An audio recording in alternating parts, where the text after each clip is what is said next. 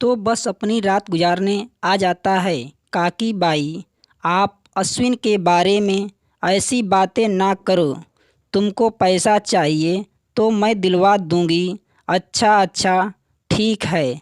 अभी मेरी बातें तुमको खराब लग रही है। जब अश्विन तुमको खुद कहेगा मुझे शादी नहीं करनी है, तब देख लेना तुम खुद ही अश्विन के शिकायत करने रोते रोते मेरे पास आओगी। तब ना कहना हमने तुमको समझाया नहीं। लता बाई की बातें सुनकर मंजरी उदास होकर अपने कमरे में चली जाती है। अश्विन को नींद में सोया देखकर मंजरी मैं अश्विन के बगल में सो जाती है। मधु की नींद में आंखें खुलते ही झट से उठकर कमरे से बाहर आती है अश्विन को जगाने के लिए, पर मधु देखती है अश्विन जा चुका है।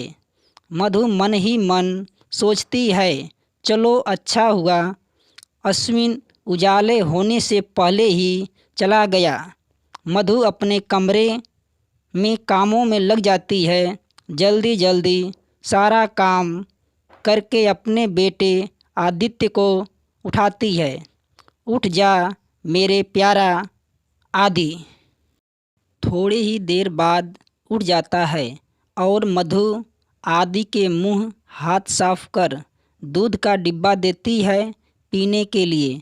आदि को भी भूख लगी होती है। आदि थोड़े ही देर में दूध का भरा बोतल खाली कर देता है और वहीं बैठकर खेलने लगता है।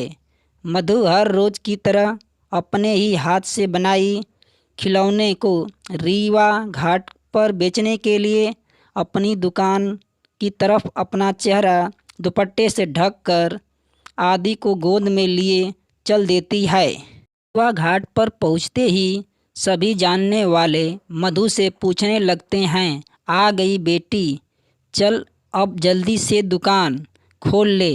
हाँ, साहनी काका आ गई और आपके लिए लड्डू भी लाई हूँ, पूरे शुद्ध देसी घी के से बनाई हूँ, लो काका खा लो।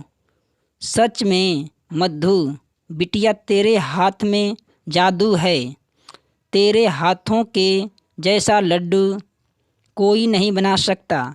इसलिए तो कहता हूँ तुम अपना एक ढाबा खोल ले। ना साहनी काका, अभी नहीं, जब आदि बड़ा हो जाएगा तब। अभी यह छोटा है, इसकी देखभाल भी तो करनी है। और वैसे भी हाथ से बनाए खिलौने से घर का खर्च आराम से निकल जाता है। अच्छा अच्छा, ठीक है बिटिया, तू अपना काम देख और ला आदि को तब तक घुमा देता हूँ। मधु अपने गुजरे बसर के लिए हर रोज़ सुबह 10 बजे आती है और दोपहर में 3 बजे तक अपना खिलौने का दुकान बंद करके अपने घर चली जाती है। आज भी मधु 3 बजे तक दुकान बंद करके अपने घर पर आ गई। घर पर दरवाज़ा खोलते ही मधु को किसी मोबाइल पर कॉल आने का रिंग सुनाई। अरे मेरे घर में किसका फ़ोन बज रहा है पड़ा है। मधु इधर उधर देखने लगती है। तभी आदि नीचे ज़मीन पर भाव बनाकर कुर्सी के नीचे से मोबाइल लेता है और पटक पटक कर खेलने लगता है। मधु आदि से मोबाइल मांग लेती है, पर आदि जितनी मोबाइल का रिंग बजता है उतना ही जल्दी पटकने लगता है और मोबाइल टूट जाता है। मोबाइल के टूटने से रिंग नहीं बजती है और आदि ज़ोर ज़ोर से रोने लगता है। मधु आदि को चुप कराने लगती है और मन ही मन सोचती है, शायद यह मोबाइल अश्विन का है। अगर वह मोबाइल लेने आया तो मैं क्या बोलूँगी। मधु मन ही मन चिंतित होने लगती है। अगर मैंने अच्छा से देखकर मोबाइल हटा ली होती पहले, तो मोबाइल आदि के हाथ से न टूटती। अश्विन देर तक सोता रहता है। तभी मंजरी अश्विन को आवाज़ देकर उठाने लगती है। अश्विन उठते ही अपना मोबाइल फ़ोन पॉकेट में देखता है।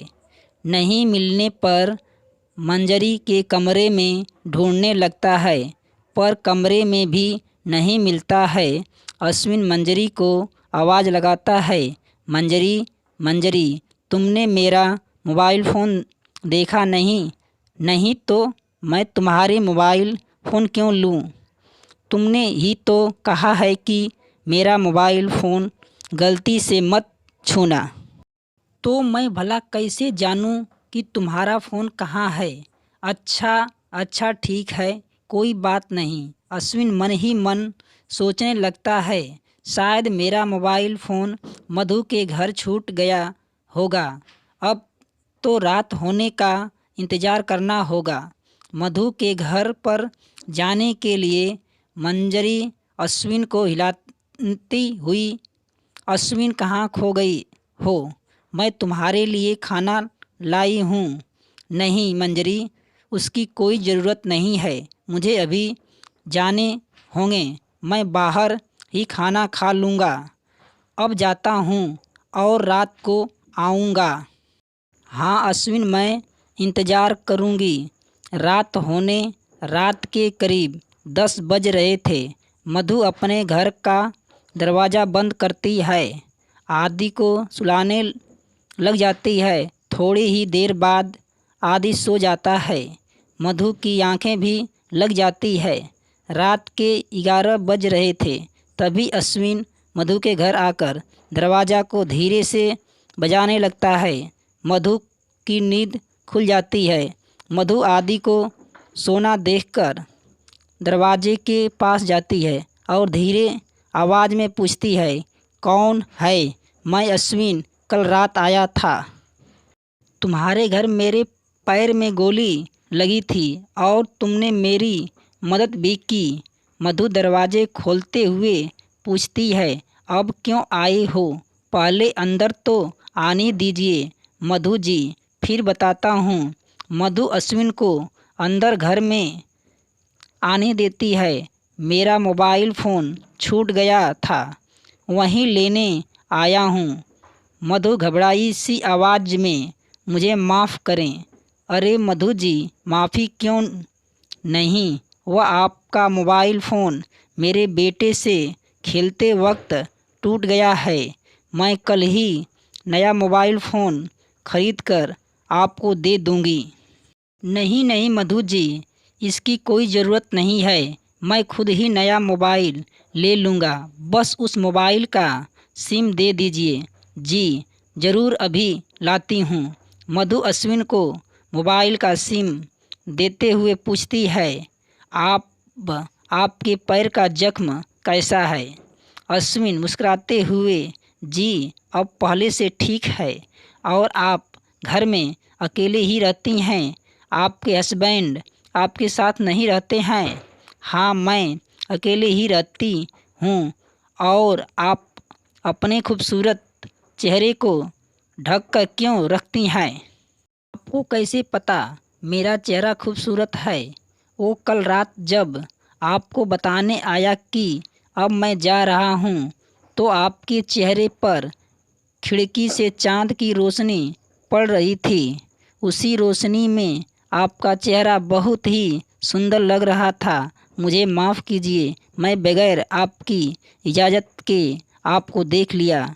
अगर आप बुरा न मानें तो आप अपने चेहरे पर से ये दुपट्टा हटा सकती हैं और खुली हवा में खुलकर सांस ले सकती हैं।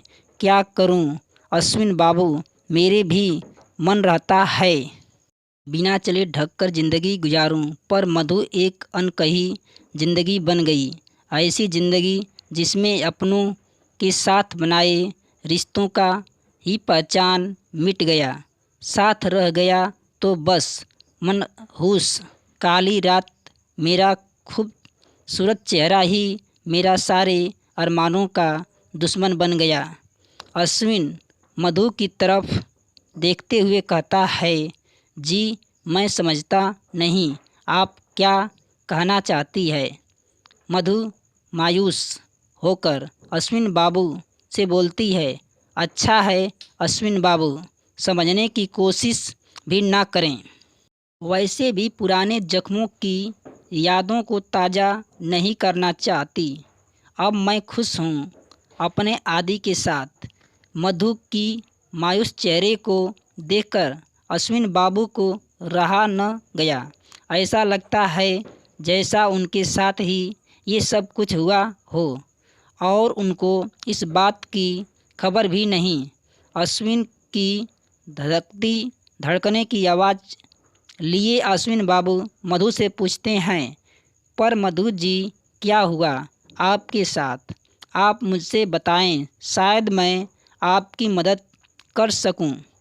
आपकी बात सुनकर ऐसा लगता है जैसे मेरी सारे जख्म के यादों की सायों से ताज़ी हो गई है। रहने दो अश्विन बाबू, आप मेरी मदद ना कर सकेंगे।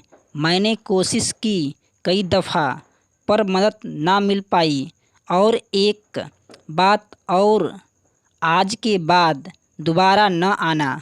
अगर गलती से भी चाल वाले की नज़र आप पर पड़ जाएगी तो हज़ारों सवालों का जवाब देना होगा। मुझे बड़ी मुश्किल से यहाँ अपना घर ठिकाना बना पाई हूँ, वरना इस दुनिया में कौन भला अकेली नारी को अच्छे से रहने देता है। इस कहानी का शेष भाग पार्ट 3 में।